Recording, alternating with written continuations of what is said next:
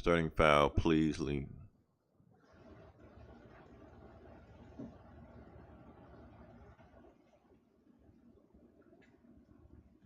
Oh, we're good. Okay, whenever it's green, it's good. And plus, I'm gonna check Twitch real quick just to make sure. Log into Twitch.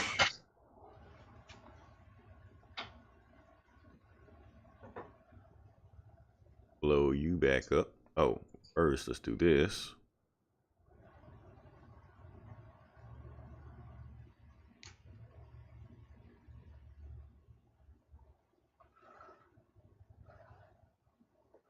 Okay.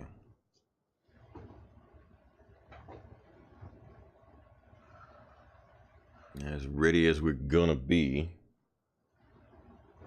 I'm looking at the Twitch stream right now. Twitch stream is up and ready to go. All right, so we're gonna do this? Sure. All right, let's do it. All right. Shit, best we can. Welcome back to the Comic Book Bullies, where nerd is the new bully. I'm your host, Leroy, with my co-host. This is Eli. Yep, and we are back with another episode. And like we said, we have another special episode. Matter of fact, this just is a fucking special month for May. May is is kind of like, we actually have to work this month, Eli. Yeah, we're putting in overtime. Yeah, we're putting in overtime. This is actually like real work. So we're just gonna just grind through the month of May because for some reason May is front loaded. But guess what? For the rest of the year, we can fuck off the rest of the year. We can just go back to normal. So I want to. Yeah. So for right now, we're just gonna grind. And like I said, for right now, this is the Comic Book Bullies podcast. We're going to talk about one thing in this podcast. We're not going to talk about Agents of S.H.I.E.L.D. season finale, which I would like to talk about. We're not going to talk about that. We're not going to talk about Laura versus Yanny. None of that bullshit. We're going to talk about one thing, and that is Deadpool 2. Just Deadpool 2 is all we're going to talk about. And that's it. We're going to break down it. This is going to be a full spoiler podcast. We're going to try to talk about it at the front end as much as we can without spoilers. And towards the end, we're just going to just let it rip and just see what we think about the movie overall and maybe just break down some stuff you didn't realize for it. Now, Eli, last time we did this, we did do a Deadpool podcast like years ago, didn't we? You know what? I think that was before my time. I think that was you and Eric. Definitely wasn't me and Eric. I don't know. Maybe. I think you, or did we? I don't know if we did or not. That was so long ago, I can't even remember. I don't think I was on the show yet when Deadpool dropped. Probably didn't. Either let's pretend like we did and just move past it. Okay. Yeah, I remember. Yeah. All right. So, like I said, pretending like we moved past Deadpool, let's talk about Deadpool 2 and what we usually talk about, like the comic book shit. So, what do you remember about X-Force? Because really, that's what this movie is. I dubbed this movie Deadpool v. Cable Dawn of X-Force. That's what this movie is. Yeah, so pretty much. Let's just talk about this. So what about X-Force, Cable, Domino? You have any early, interactions with them? My little brother was really into X-Force and Cable, X-Force. Yeah, that was and Deadpool. My brother was all over the shit. He was like, I was like in college. So, and he was like 12. So, so there was like this age gap. Like I said before, I kind of stopped reading Marvel and superhero comics, but he had just started getting into this shit. He was into the X-Men, Venom, and that's how, Carnage, all that shit. It was because he was reading all this shit. And yeah, he was, when X-Force dropped, that was his shit. He loved, because Warpath, we're native, and Warpath was a big deal, especially to him. He loved Warpath. Me, not so much. I was, like I said, in college. I was Raging Against the Machine, listening to all that Public Enemy, Professor Griffin it and shit. And I saw Warpath as kind of cheesy and stereotypical, and I was like, fuck that shit. He looks like he's dressed in a cheerleading squad outfit. I wasn't into Warpath. So, and plus it was at the time, Dances with Wolves had just come out. So there was like Hollywood went kind of native for a little while, You had Pocahontas and the Squanto, and Mortal Kombat had Nightwolf all of a sudden, So like Indians were kind of hip for a few years after that. And then there was that was where Warpath was. So like my brother, he was all into X-Force. He had the Cable, he had the figure. He was really into Cable and Deadpool. And I remember him having those comics. I remember him having Deadpool #1, and I remember picking it up and reading it, just like, because he was so into it. Oh, this guy's so cool. And I remember just like reading it, and I'm like, holy shit, this guy talks so much shit. It's just like bubble, and like where he's in this kicking mode where he's kicking ass, but it's like bubble after bubble of him just talking all this shit. I'm like, damn, this is like the most boringest fight ever. That's all. Like, and I thought it was a little juvenile, like, you know what I'm saying? Because I was older, I was an adult, you know. But he was the prime age for it, and he loved it. And you know, like I said, and still today, I'm not that, you know, as far as the comic books, I've never been a Deadpool comic book fan, or like into Cable or whatever. But like I said, he, you know, that was his shit.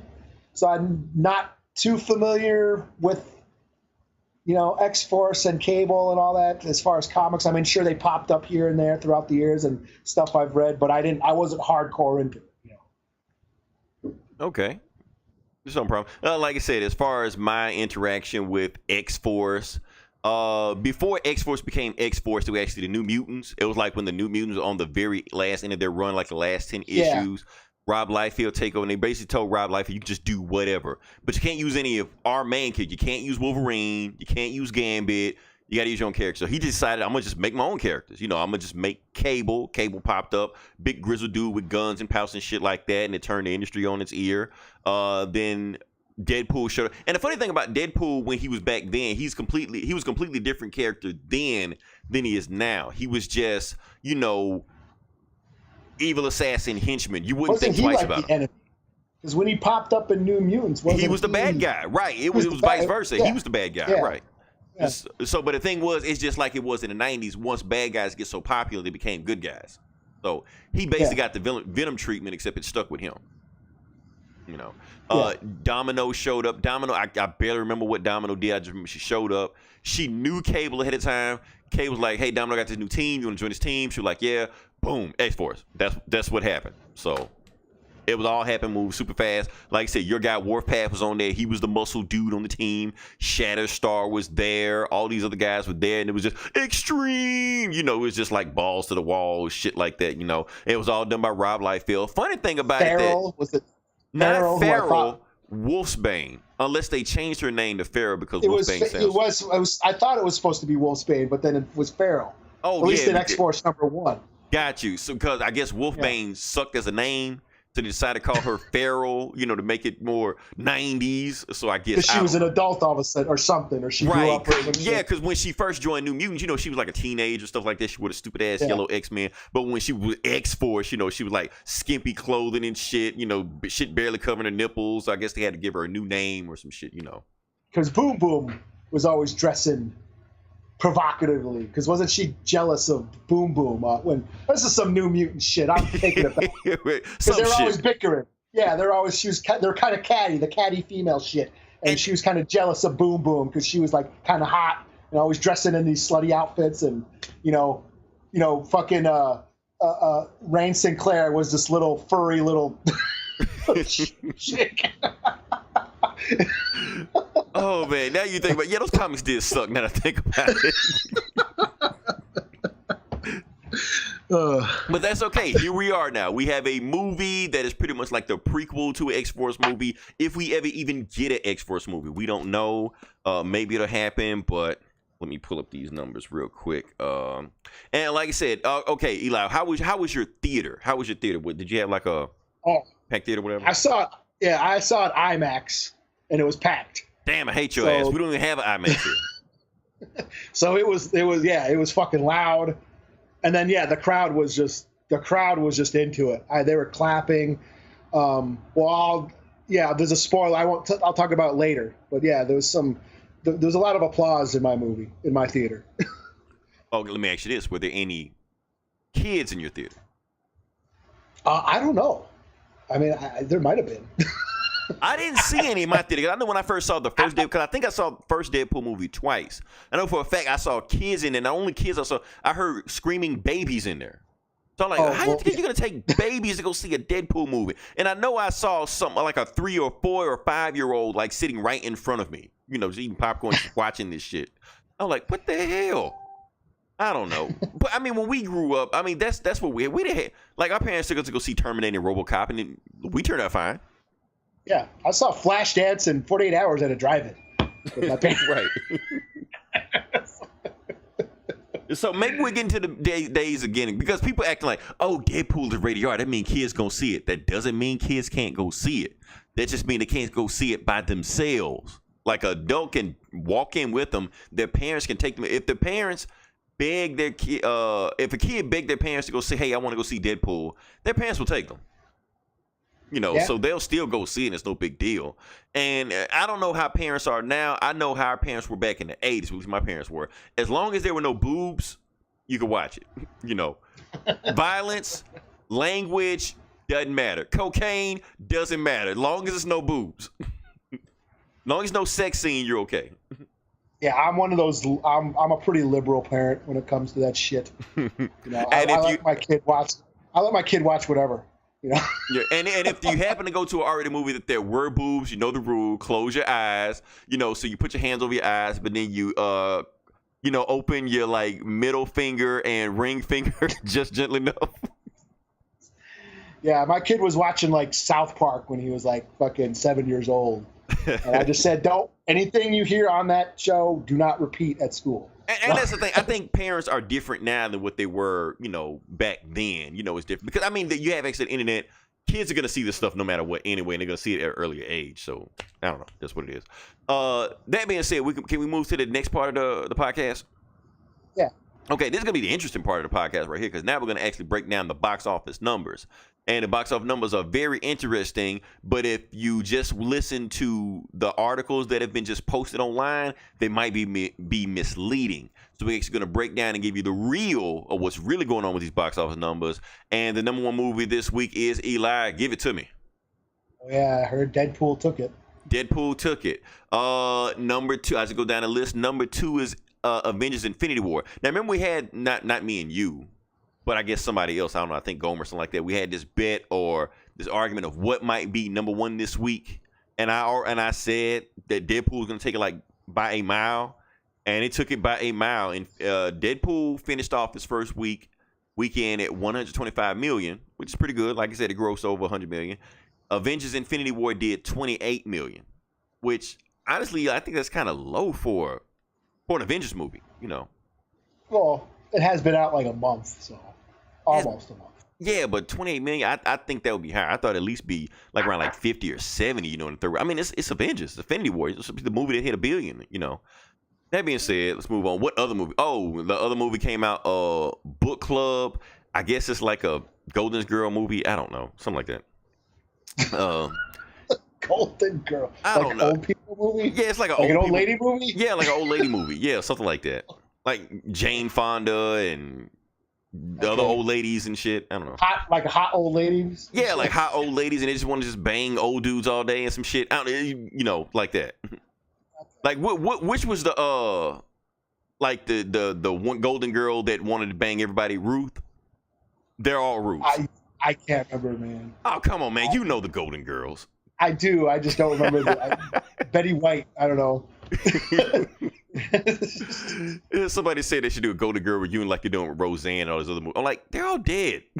Except Betty White. That's it. Yeah, she's the only one left. Damn. Yeah. Betty White will outlive all of us. Number 5, Breaking In. That's that mom movie. Yeah. Wow, really? Number 5. Number 5, hanging in there. Look, those movies always make money. That's guaranteed. That's why they make them. Because they make it for dirt cheap too. Number 6 is Show Dogs. I don't know what that is. Oh, that's that little kids talking dogs movie. That's a kids flick. Cool. Number 7 is Overboard. That's the Anna Faris movie. Cool. Yes. Number 8 is A Quiet Place. Still hanging in there. Number 9 is Rampage, the Rock movies. No one cares. And number 10 is the RBG movie. I guess based on a true story about the whatever. I don't know. Ruth Bader Ginsburg. I guess. But notice one movie I didn't name. For the first time in like 3 months. Oh, is it Black Panther? Black Panther. If it Oh, has oh shit! finally Everybody, been, yeah, the DVD, it's on DVD now. it's on DVD now, right? This is the first time it has not been in the top 10. Yeah. So that's crazy because, like I said, it's finally on Blu-ray now, finally on DVD. I saw some reports said Deadpool knocked Black Panther out of the top 10 for the first time. I'm like, not really. It's on DVD now. And even when it was on digital, it was still in top 10 then. Yeah, no shit. So, looking at these numbers, first of all, before we get to Deadpool, let's go to back in Avengers because I don't know, Eli, these Avengers numbers don't sit well with me. I don't know what it is. Now, really? They don't sit well with me. I don't know. I mean, on the surface, they look good. You know, like for instance, if you want to look at the worldwide numbers right now, you're looking at 1.8 billion. Impressive. You know. Hello, yeah. Yeah. Okay. That's pretty impressive. Damn, you just switched off. Hold on a second. Hey Google, turn off Bluetooth. Okay, Bluetooth is disconnected. Okay, there you go. I don't know what it came back on again. So it doesn't look impressive to me. What I was gonna say, domestic wise, but the domestic wise of it is at 595 million, which is cool and is very high up there. But I don't know, Eli. I don't feel like it's gonna catch Black Panther. Well, we didn't think it would be. I don't think it would. I did at first. I always said that worldwide, of course, it was gonna beat Black Panther, which it already has. It's already beat every movie. Yeah. But domestically wise, I felt like it wasn't going to beat Black Panther, even though it did beat the opening box office. I don't think it's going to catch it overall. I think it seems like it's slowing down too fast. Yeah, I mean, this is a busy month, and then we talked about it, you know, a couple months ago. I mean, Black Panther was like a cultural, you know, phenomenon. It had an impact, and you know, so right. And then Avengers is just another Avengers movie. Right. And then I did a poll. I even asked people like, okay, how many times did you see how many times did you see Avengers Infinity War in the theater? And for some reason people looked at me crazy like, what do you mean how many times? I saw it once. That was enough. Maybe some people said they saw it again, something like that. But there was no 4, 5, 6 repeat viewings, you know, nothing like that, you know.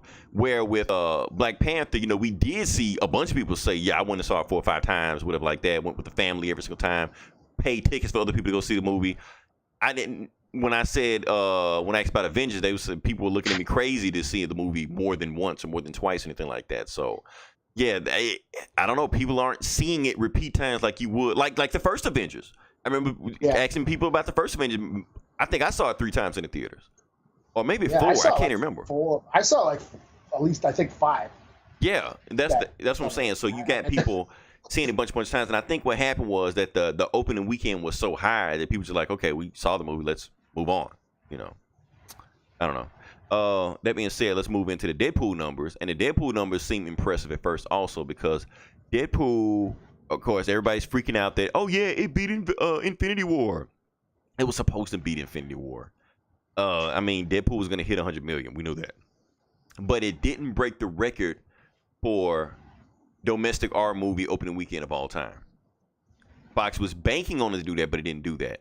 Guess what movie holds the record? Well, it was Deadpool, wasn't it? Deadpool, exactly. So they were expecting it to beat Deadpool, and that is kind of alarming to me that it didn't beat the original Deadpool. You know, it missed the mark on that. So. Yeah, but then the first one came out like in February. True. And this one came out in like the busiest movie month of the year. That's true. That's one way of looking at it, but another way of looking at it is that the first Deadpool was an unproven property. It wasn't even like Black Panther, which appeared in Civil War at first. Deadpool just came out of nowhere, you know, and exploded. Yeah. So now the sequel has, you know, not only, you know, brand recognition now, but also has Josh Brolin coming off his last movie, and they definitely promoted that. You got Rob Liefeld actually doing promotion himself. So it seemed like and you got a bigger budget with it, so it looked like they spent more money into getting people in the theaters, and it seemed like it didn't hit. So yeah, you can say Infinity War did it, but I don't know. I just thought that 125, whatever it hit, I thought that was kind of low side. I was thinking somewhere between like 130, 140, something like that. So what didn't the last one came? It was like Valentine's Day, wasn't it? It was like right on Valentine's Day. They sold it as a Valentine's Day movie, you know. Yeah. You know, with the love story and everything. It was like a date movie. Yeah. Well, I mean, you can look at Deadpool like a date movie, I guess. The first one, at least, anyway. Yeah. But yeah, I don't know. I guess those numbers are kind of alarming. But like I said, we're not here to talk about numbers. Because don't worry, once these numbers get out, we're going to have a numbers conversation. Not next week, but maybe next week down the road if people still talking about Deadpool. But we can actually talk about the movie now. And now, Eli, we can actually dig into our thoughts. Like I said, we briefly, was on Facebook talking about what we think about the movie. But now we can actually dig into it. I'm going to let you go first. Give me a quick, spoiler-free review of what you thought about Deadpool 2. Okay, spoiler free. Well, Yeah. I loved it. I thought I had a blast. I mean, it was a great time. I liked it. I don't know if I liked it as much as the first one, but it was still a great time. I thought it was funny. There was straight up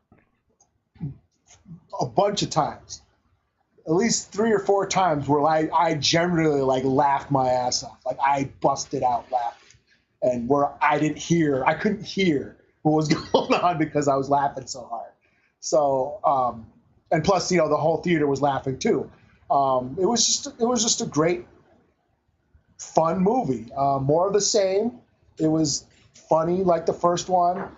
It was just as violent and raunchy, as the first one, but it also still had a lot of heart to it, which I thought I was a little worried about, because the first one had that Avengers effect where it was like lightning in a bottle. You didn't think it was going to work that well, but it did. And I was like, wow, they actually kind of made it work again. This really hard R violence and raunchy, potty humor. But it still had a lot of poignancy and drama and dramatic weight and heart to it. So I was really surprised that they could do that again. Like they duplicated that again. I mean, there was a few things I have an issue with, but overall, like I said, I loved it. I don't think I liked it as much as the first one because the first one was such a surprise. I was like, wow, I didn't think it was going to be that good. I went in, I'll go see a Deadpool movie, and then came out like, holy shit, that was like one of the best comic book movies ever. So I think the steam was a little gone. The thrill was gone going into this one. So it didn't have that punch that the first one had, but it was still great. I still loved it. Can't wait to see it again. Cool. Okay, you can give me a score? 4.5 out of 5. Fuck it. 4.5 out of 5. Cool. Okay. I guess I'll go next. Basically, what I think about the movie is that I think it. Okay, like I said, I love the first Deadpool movie. I know that this movie was bigger, had a bigger budget, had more action, more characters, more higher stakes, more explosions, more jokes, and that's all cool and all that. But I think sometimes that kind of got in the way of the movie itself. I think the movie sometimes plot was a little too busy for its own good. Some of the CGI was kind of Some story points in the movie which kind of just like, wait, what the fuck? But like I said, since it's a Deadpool movie, if this was in another movie, I think people would have been harder on it than this movie because they just let it pass because, oh, it's Deadpool, it's okay, I do think some of the newer characters, like there were more characters in this movie. Not every character worked. Some characters I kind of forgot they were in the movie, and the movie kept reminding us they're a major point of the movie, and I was like, okay, I don't care about this person, but they kept throwing it in there.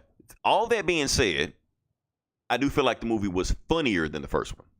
Even though there were more jokes in it and not every single joke landed, I do feel like the jokes did land. They landed. They hit me. It was a few of those I almost choked on my popcorn. So, yeah, Deadpool 2 almost killed me, So I got to give them credit for that. Some of the jokes they were telling, some of the jokes were like really, really deep cut nerd jokes. Like, Eli, like only you and I would catch those jokes. Yeah. So at the same time, the movie just had such a fun feel about itself that even if you didn't understand every single joke they were throwing at you, you still had a good time because it seemed like the character was a good time. I'll even say this about Ryan Reynolds. I feel like Ryan Reynolds and Deadpool is the most perfect casting ever in a comic book movie. Period. Yeah, I mean, yeah, people want to say about Christopher Reeves. Yes, Christopher Reeve was awesome. But at the same time, you can find somebody to play Superman. We found people to play Superman, Robert Downey Jr. Love him as Iron Man, but at the end of the day, you can probably find somebody else to play Iron Man. It's gonna be tough if you can find somebody to play Iron Man. You can't find another person to play Deadpool. You can't do it. I mean, he fits it so perfectly, right? And Robert Downey Jr. as Iron Man is basically that's not the Iron Man we know from the comics. Right. It's Robert Downey Jr. Right. And charismatic and shit. And that's why we like Iron Man in the movies and like him as Iron Man. But that's not comic accurate Tony Stark. Whereas Ryan Reynolds as Deadpool is the Deadpool we know from the comics. Exactly. Like he's ripped right from the pages and it's comic accurate, like you're reading a comic, like you're looking at a comic when he's on stage. Plus also that not only that's because we're in this Deadpool world, Fox finally realized what they have. They're trying to incorporate other X-Men properties or the X-Men universe into the Deadpool universe. And it worked for me. I feel like this was the most like comic accurate or the closest we came to a comic book, X-Men comic book out of all the X-Men movies. Not to say this is the best X-Men movie I've seen, but I felt like it was the closest one we've reached to the comics, which I was loving that also. So overall, this movie worked. This movie worked. Like I can put on my movie critic hack and say, oh, there was some plot holes here, some story structures parts here, and some bad actor scenes here, and some CGI scenes here, or maybe it doesn't hold, and maybe the plot is too busy and it wasn't as simple as it was in the last movie, and maybe some of the characters were underdeveloped in the last movie. I can keep going. I keep going all that bullshit. At the end of the day, did I enjoy myself when I watched this movie? Yes, I enjoyed myself. I laughed my ass off. I had a good time. It was entertaining. And at the end of the day, that's all that fucking matters. So my score on that, I'm giving a 4.5 out of 5. What I'm thinking is that people are asking, is it better than the first Deadpool? No. Is it worse than the first Deadpool? No. It's just as good. It's okay to say it's just as good. If you like the first Deadpool, you'll like this Deadpool. It's more Deadpool. Yeah, exactly. It's more of the same of what you liked about the first one. Mm-hmm. I think the first. Yeah, I think the first one was it was a little more focused, and a little more cohesive, and it was just focusing on his origin and introducing this character. Whereas this one, you're right. It was bringing in all these other characters and all these other plot points and stuff. I still think it worked, and it still landed, and that's what I like about these movies is like they're unconventional. And I think that the fact that they are comic books and they're using comic book elements, that's what makes them unconventional, and it works. It's like a Tarantino movie, this like non-linear story structure, how it jumps back of time. We're jumping all through this timeline, and the narration, or like a Scorsese flick, Goodfellas or Wolf on Wall Street, where the guy narrates the story, and then all of a sudden you see what he's talking about, and it's just like this unconventional filmmaking that works, and I think the comic book style works for this type of movie, and that's what I like about these movies is like they're not just standard, adapt like the Marvel movies. They're just adapting the source material, right? Whereas this is they're actually taking elements of comic book art and comic book storytelling and interpreting it in a cinematic form, which I love. That's what I like about these movies. Cool. And so, like I said, we can move past that now. That was the non-spoiler part. The rest of this is going to be spoiler-filled, and we're going to just dive into it as much as possible. So, actually, I'm just going to jump right to the end of it, Eli. I want to ask you a question that was kind of weird to me. Like I said, the spoiler-filled. Who was the villain of this movie?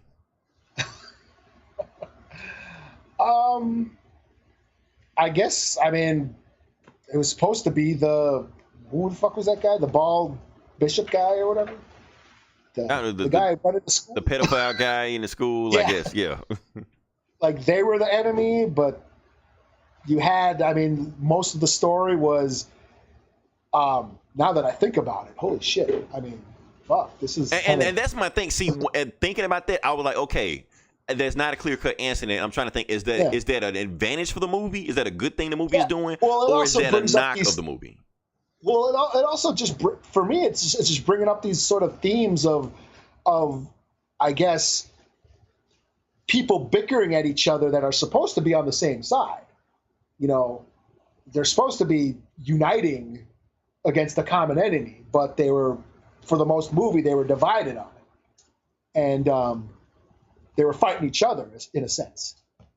And I mean, when you think about like if the bad guy was that bishop who was fucking over all the mutants, you had he should have been the one they were fighting from the beginning. But most of the movie, they were sort of against it. You had Cable versus Deadpool, you know, fighting over, you know, how to deal with that problem. Because I mean, for the most part, Deadpool was trying to save that guy, you know. Yeah. Now here's what I think. Here's my interpretation. I think Cable was still the main villain of the movie. But let me get to where I'm going, okay? Because at the end of the day, a lot of times I won't say villain, I say antagonist. He was the antagonist of the movie, if that makes any sense. I really can't say villain. Yeah. Because at the end of the day, Deadpool and Cable do have two different ideologies, and they were battling ideologies in the movie. You know, Deadpool feel like he could save this guy. Cable didn't feel like he could save this kid or like that, and that's another reason I liked the movie. I hated that fucking kid, Brofist, whatever his name was. I was like, every time. At first, I thought he was just like a one-time thing in the movie that was in it. He was going to move on, but they kept showing him again and showing him again. I'm like, oh, okay, he's a thing. Okay, so I got sick every time he was in the movie. I like, get rid of this kid. I hated that they made him the whole point of the movie because I felt like the movie did, you know, drag it down for me. But whatever, that's beside the point. Deadpool and Cable were battling ideologies. Now, in any other movie, when a hero and antagonist have different ideologies, of course, they fight it out. Like Black Panther, you know, T'Challa and Killmonger had different ideologies, and they talked about the different ideologies and how to go about this thing, but at the same time, they also had a fist fight to go along with it. But Deadpool and Cable didn't do that at the end. They had different ideologies, and basically Deadpool beat Cable by making him see his way. And honestly, I think that's kind of cool. I think that's kind of cool that there wasn't a clear-cut villain in this movie. I guess, yeah. So I thought that was pretty cool with that. I mean, I like the fact that that it was that Cable was. I mean, he was the antagonist, but he wasn't a bad guy. He wasn't a villain. Mm-hmm. You know, when you look at Deadpool's motivations, like he was really he was really trying to help him, help everybody or help this kid because he felt he needed to, impress his dead girlfriend or so to speak. Like, you know, I think it was deeper than that. I think it was deeper than that. I mean, yeah, you could say trying to impress his dead. Spoiler: his girlfriend died, and we'll come back to that too. But I think what happened was that Deadpool was just trying to fill an empty void in his life.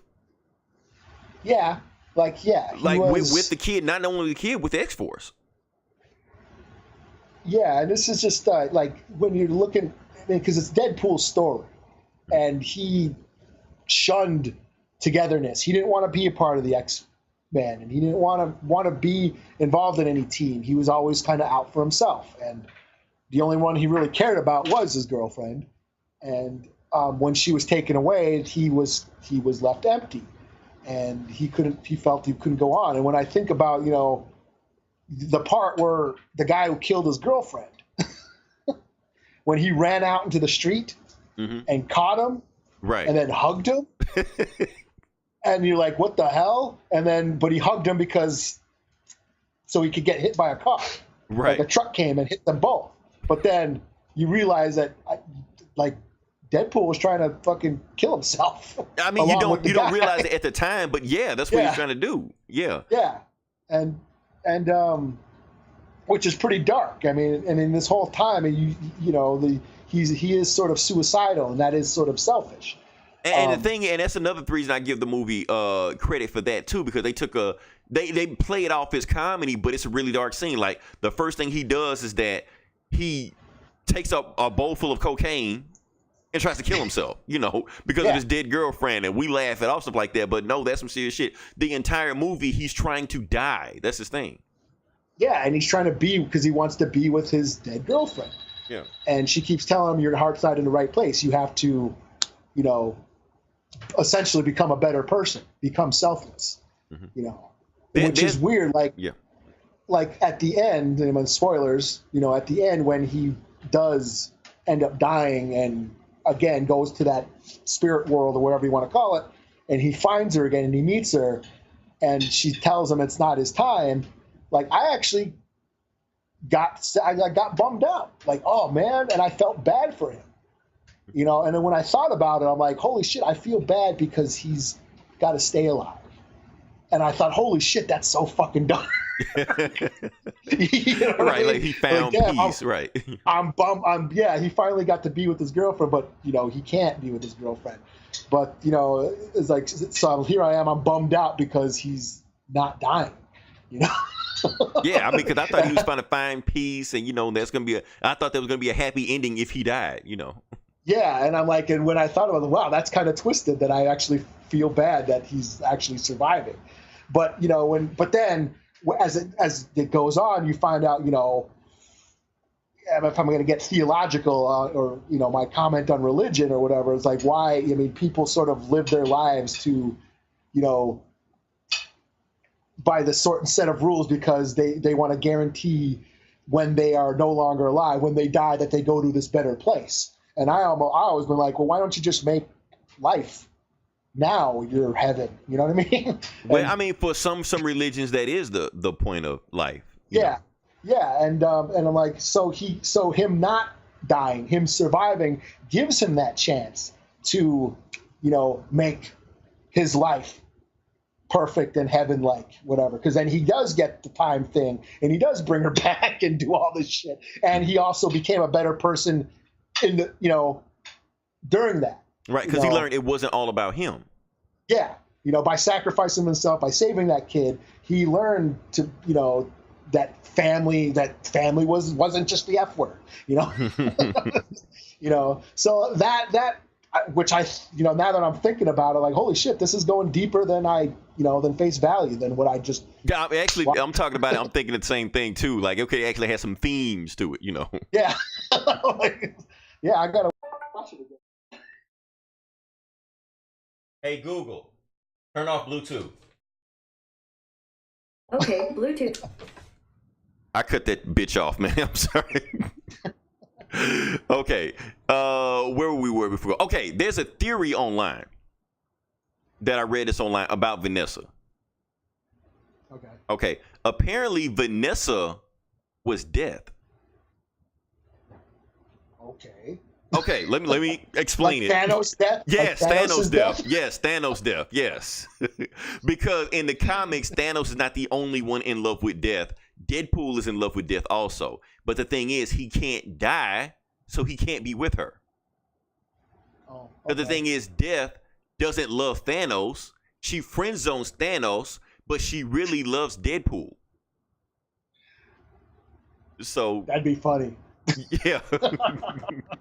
And it had some crazy comics and shit like Thanos versus Deadpool versus Thanos, where they fought over death or some shit. And Thanos just did like the most gruesome shit that Deadpool possibly could, but he can't die anyway, so whatever. So I thought it was pretty cool. So basically, they kind of worked death into there, you know. And at first, I thought they were, you know, doing like the same old women in the refrigerator thing they did with Vanessa, like they're doing every other comic book girlfriend, like Gwen Stacy or some bullshit, or Batgirl, but. Actually, like how they did. They didn't just kill her off and just do it. She was still a plot point in the movie. And still a character in the movie. So I was cool with that, you know. And so yeah, I mean, I was a little surprised that she died at the beginning. It was shocking. Yeah. And then the credits rolled. Right. And then the credits kept going like, wait, what the hell? Did they really just do that? You know. But it added, you know, weight to the movie overall. You know, it didn't just feel like, okay, this is going to be another just slapstick comedy, because the first Deadpool wasn't like that. It had some weight and emotion. So they gave us weight and emotion with this also. With Deadpool and him teaming up with everybody. Now, let's go now. Like I said, we talked about Deadpool. Let's talk about some of the other new additions. Like I said, they put the money in these guys. So let's start with Cable. What'd you think about Cable? I thought he was cool. I thought he looked awesome. Like, that mechanical arm he had, I thought looked fucking great. Yeah. I mean, I know he's supposed to be bigger, like this big, giant, hulking mass. Well, the movie makes fun of that.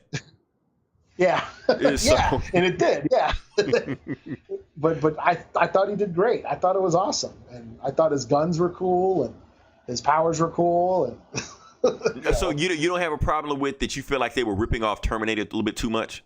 Because the entire plot of Well, the I movie was always basically Terminator. I always thought that way. I always thought, yeah, Cable was kind of like the Terminator, only done right, like a Terminator sequel that we deserved. Right. You know?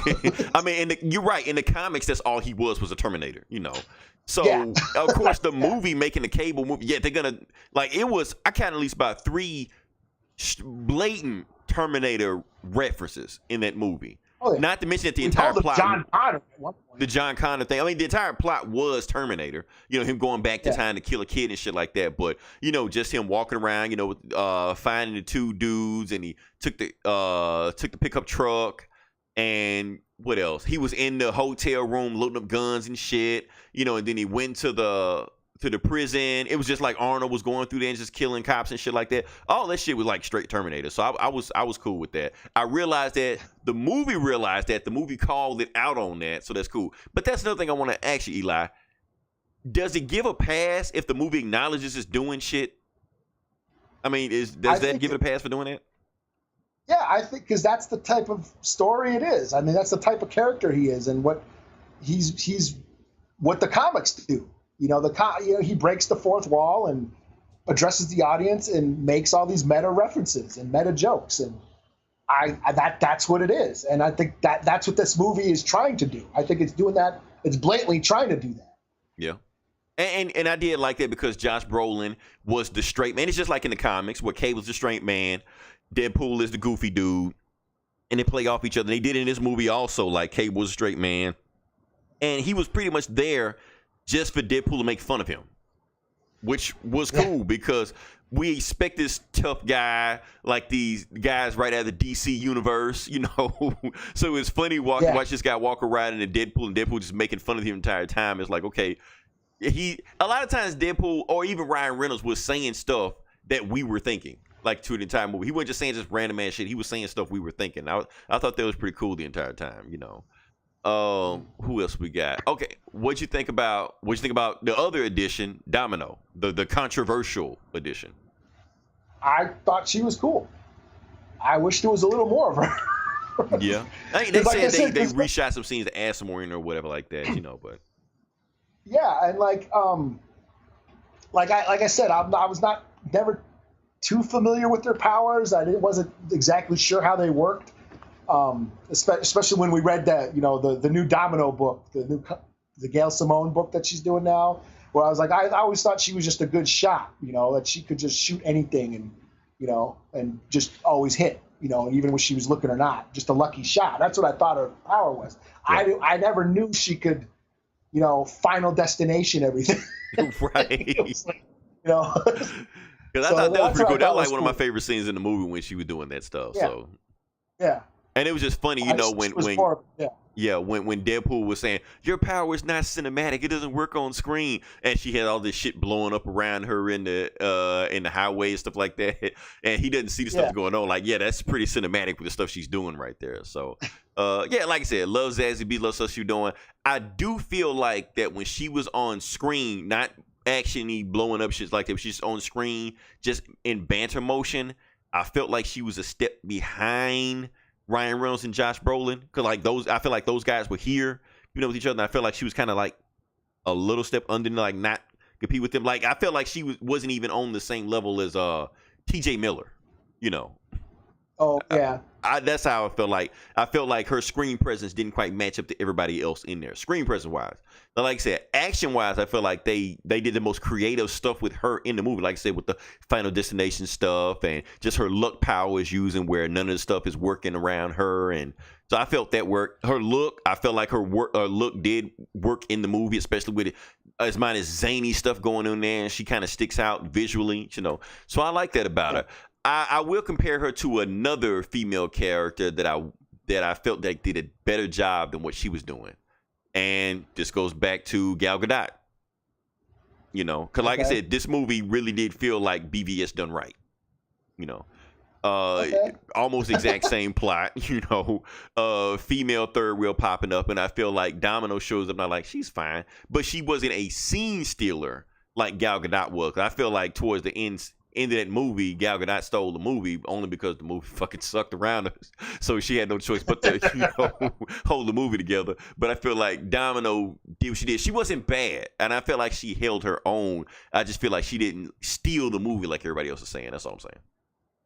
Yeah. No, I don't think she was. Yeah, she stole the movie, but she was definitely the more comic booky, one of the more comic booky elements as far as for the film was, and cinematic wise, because I felt like the action was like really gritty and raw. I mean, I know because the guy from John Wick, directed this one, so you can definitely tell the action styles were more raw and gritty, whereas like the first movie, that was more graceful and you know what I mean. It was more video game, where you could see the details more, and it was more graceful, Whereas this one was just brutal.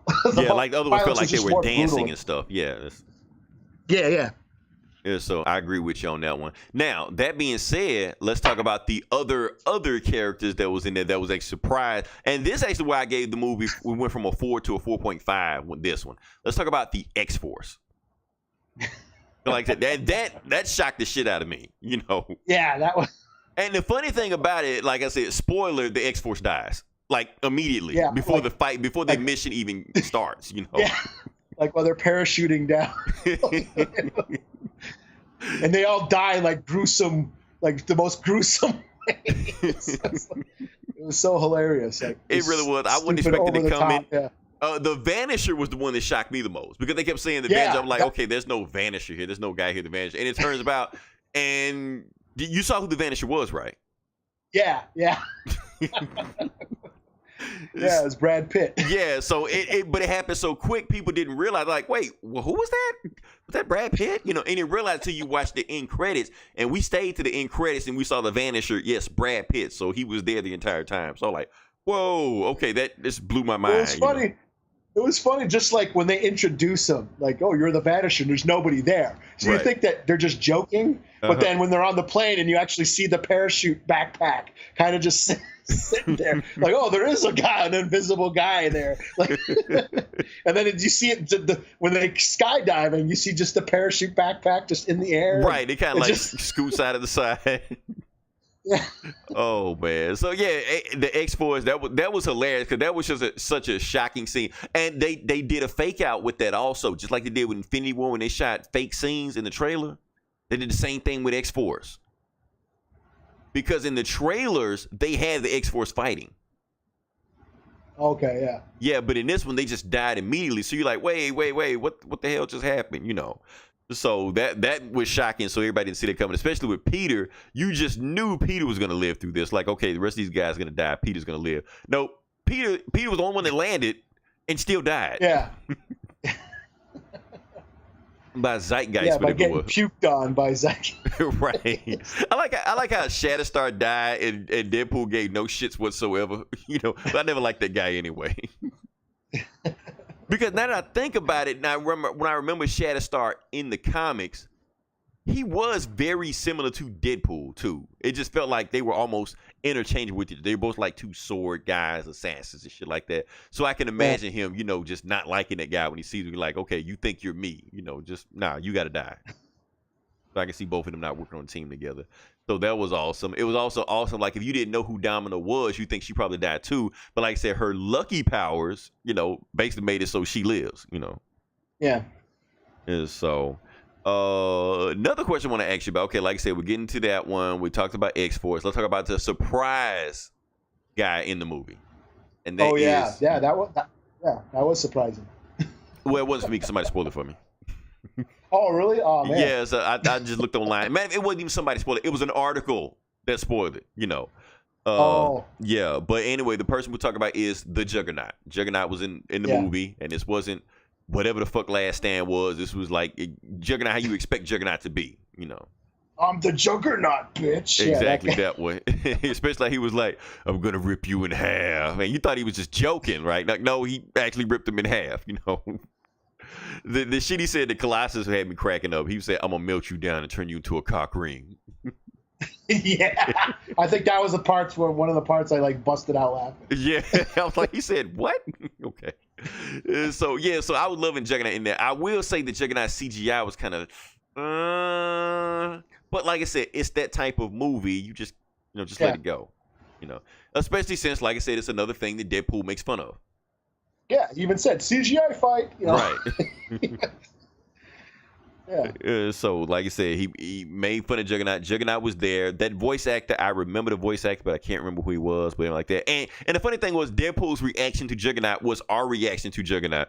Oh, Juggernaut, you're here! I'm such a big fan. I remember you from X-Men, blah blah blah, 123, and that's shit we're thinking. But at the same time, like, no, Deadpool, you're in the movie. You have to concentrate. I love it when Domino saw Juggernaut and she was like, "Nope, I'm out." Yeah, or how they killed him. I was like, I thought it was fucking. I saw some people bitching about it, but I was like, I thought that was fucking hilarious.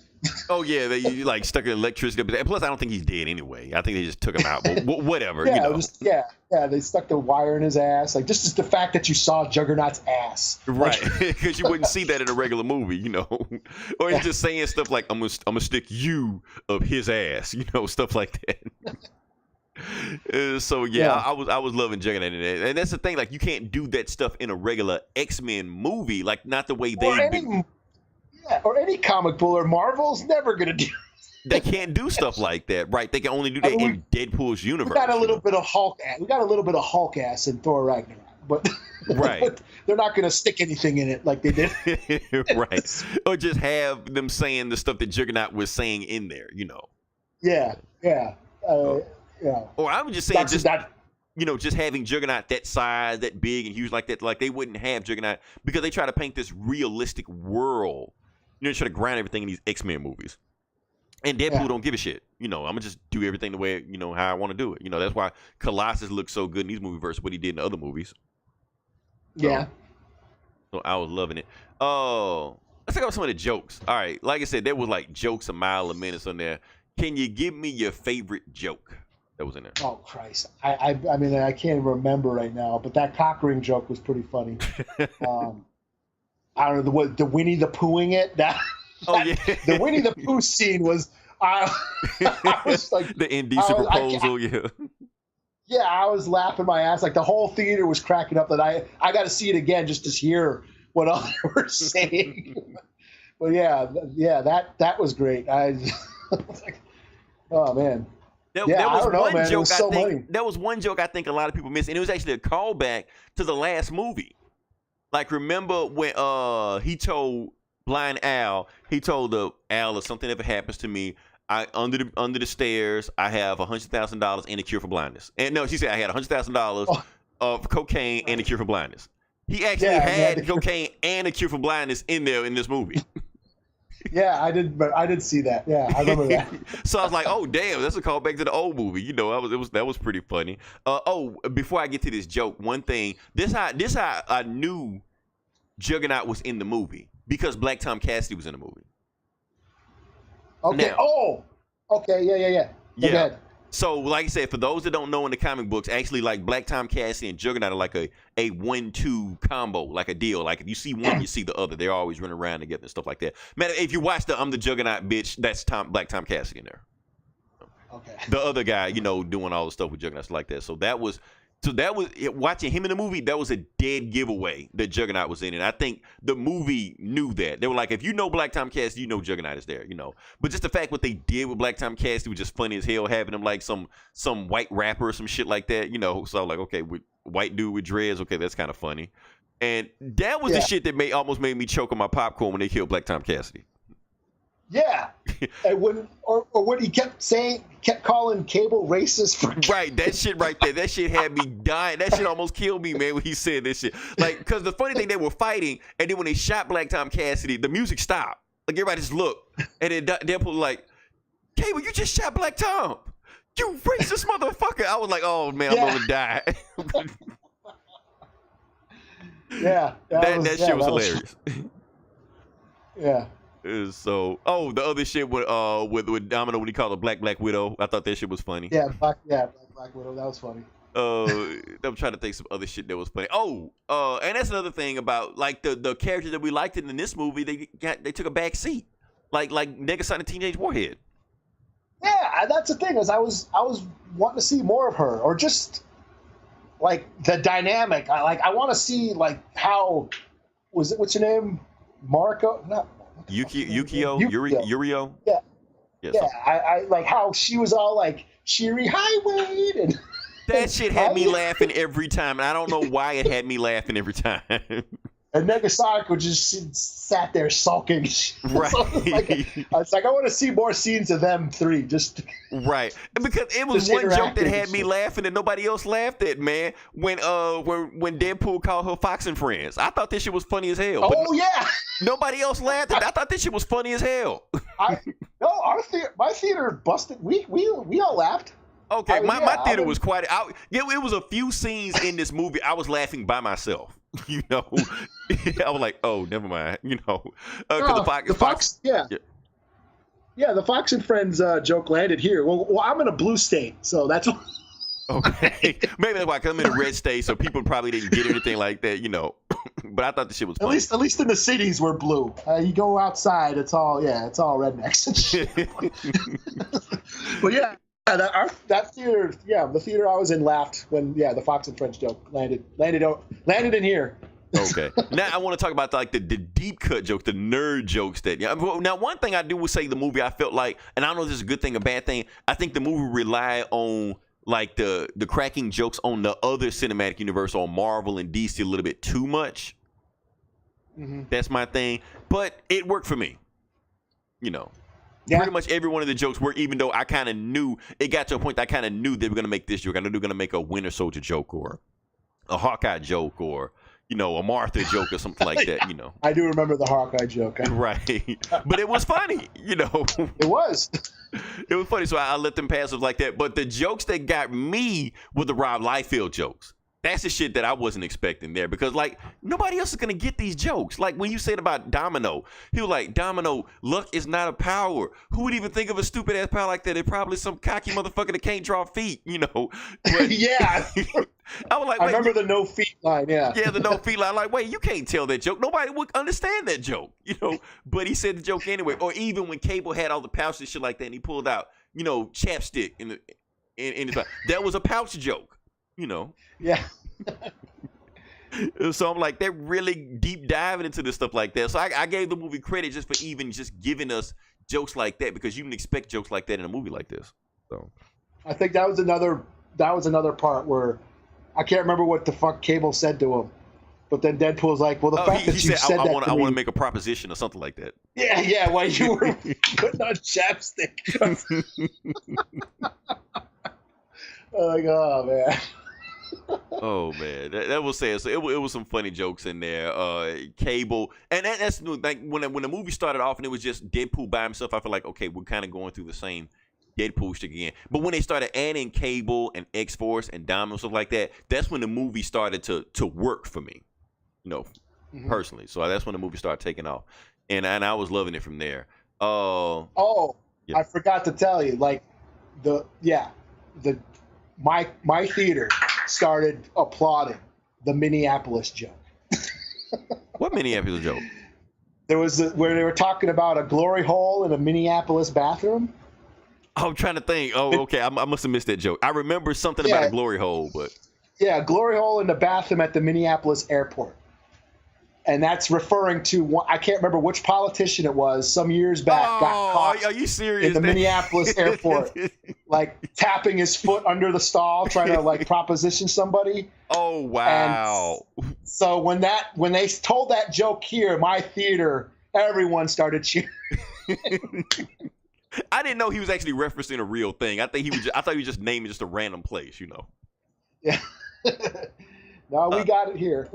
Wow. Okay, Minneapolis is a crazy place. Another joke that kind of got me, like when he was saying with Shatterstar and Shatterstar saying he was from Mojo World and stuff like that. He's like, so what are your powers? Anything you can do, I can do better. I'm just better than you, you know. And then Deadpool like, well, I'm gonna go to a shitty planet and I'm gonna just be their Superman. And then T.J. Miller said, you mean like Canada? And that's even like, because honestly, I don't think Ryan Reynolds saw that joke coming. I think that was an ad lib. I really do. because Yeah. Ryan Some of Reynolds the shit he said, yeah. yeah, there was some lines that he said that really cracked me up too. Yeah. So yeah, it was so many jokes, and that's the thing about, like I said, the movie was to me funnier than the first. Even though the first one had so many lines, I feel like this one did have so many jokes in it. I don't think I caught all the jokes in it because it was so many like visual gags in the two that you had to catch too. So it was like clever with the jokes and just it was like no joke was left unturned. Every joke that you thought would be said in this, it was said. Thanos joke, the one-eyed Willie, like you called out from Goonies, you know. One-eyed Willie, yeah. Right.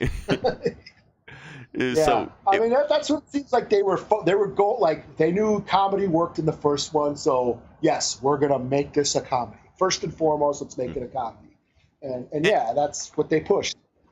and that's what make these movies work. Like I said, they're not like the Marvel movies where they're movies but they inject comedy. No, these are comedies first. That's the main rule of these movies. Everything else is second. That's why you can't be too hard on it for the other stuff it doesn't do right. Like you can say about